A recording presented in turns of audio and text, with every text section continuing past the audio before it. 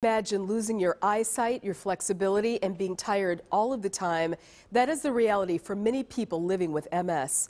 But imagine now working out every week with dozens of people going through the exact same thing. Our Jenna Sachs shows you yoga's healing power only on Fox 6. Full inhale, full exhale.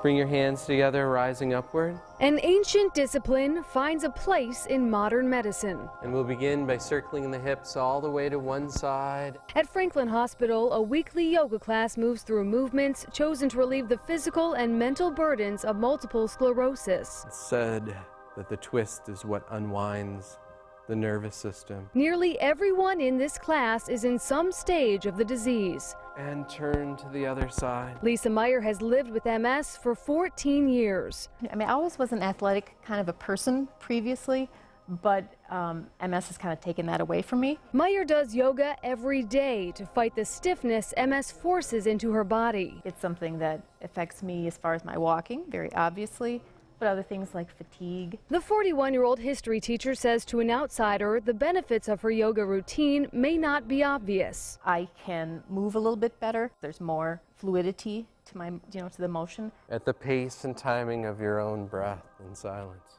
Kind of calm my mind a little bit because MS can be an emotional thing too. There's a treadmill. That one is a balance. Dr. Bhupendra Khatri says exercise is the best way to fight the escalating symptoms of MS. Your immune system stabilizes, you get endurance, your fatigue gets better, your balance improves, your strength improves. Dr. Khatri says for unknown reasons, MS is 6 to 9 times more common in the Midwest than in the South. Many of those patients visit him at Wheaton Franciscan Center for Neurological Disorders. MS is a lifelong disease. We don't have a cure.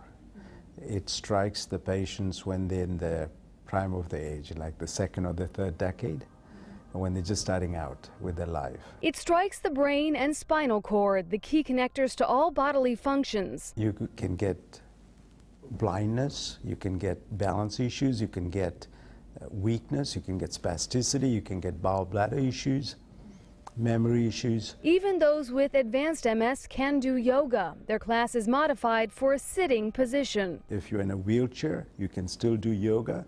If you're bedridden, you can still do yoga. Classes connect the mind and the body, give control and independence for those whose disease has taken so much. Yoga is a way for me to actually not just have to, take extra pills or to talk to the doctors to help me deal with things, but it's a way that's kind of empowering to help me to do something myself.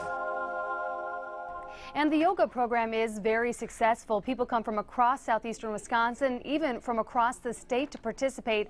As far as Wheaton Franciscan knows, this is the only program of its kind in the state. Reporting in the newsroom, Jenna Sachs, Fox 6 News. Great that they're being proactive there. Yeah, absolutely. Yeah, it really is. Let's talk about Jeremy's life.